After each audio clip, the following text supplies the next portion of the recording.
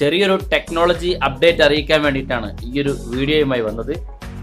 നമ്മളെല്ലാവരും ഉപയോഗിക്കുന്ന ഒരു ആപ്ലിക്കേഷനാണ് മെസ്സഞ്ചർ ആപ്ലിക്കേഷൻ, അതായത് ഫേസ്ബുക്കിൻ്റെ മെസ്സഞ്ചർ ആപ്ലിക്കേഷൻ. ഈ മെസ്സഞ്ചർ ആപ്ലിക്കേഷൻ കഴിഞ്ഞ ദിവസം മുതൽ, അതായത് പുതിയ വന്ന അപ്ഡേറ്റിൽ, നേരത്തെ നമുക്ക് മെസ്സഞ്ചർ ആപ്ലിക്കേഷനിൽ നമുക്കൊരു മൊബൈൽ നമ്പർ മാത്രം ഉണ്ടെങ്കിൽ, അതായത് ഒരു ഫേസ്ബുക്ക് ID ഇല്ലെങ്കിൽ പോലും നമുക്കൊരു മൊബൈൽ നമ്പർ ഉണ്ടെങ്കിൽ അതിൽ ലോഗിൻ ചെയ്തുകൊണ്ട് നമുക്ക് നമ്മുടെ സുഹൃത്തുക്കളുമായി ചാറ്റ് ചെയ്യാനും വീഡിയോ കോളും അതുപോലെ തന്നെ വോയിസ് കോളുകളെല്ലാം ചെയ്യാനുള്ള സൗകര്യം ഉണ്ടായിരുന്നു.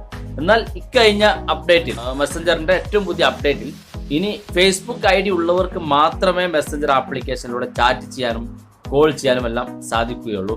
നേരത്തെ മൊബൈൽ നമ്പർ ഉപയോഗിച്ചുകൊണ്ട് ലോഗിൻ ചെയ്ത മെസ്സഞ്ചർ ഉപയോക്താക്കൾക്ക് അത് തുടരുകയും ചെയ്യാം. ഇനി പുതുതായി ചെയ്യാൻ ഉദ്ദേശിക്കുന്നവർക്കാണ് ഈ ഒരു പുതിയ അപ്ഡേറ്റിൽ തടസ്സമായിരിക്കുന്നത്.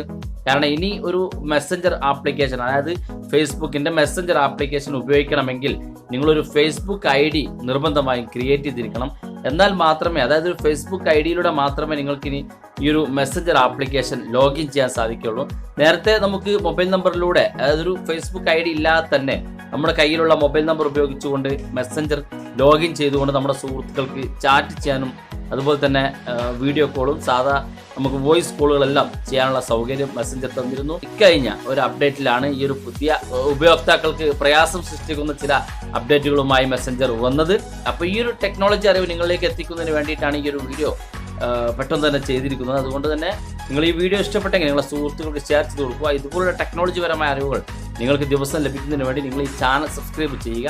അങ്ങനെ സബ്സ്ക്രൈബ് ചെയ്യുമ്പോൾ തൊട്ടടുത്തൊരു ബെല്ലേക്കും കൂടി കാണും, നിങ്ങൾ അതുകൂടി എനേബിൾ ചെയ്യുക.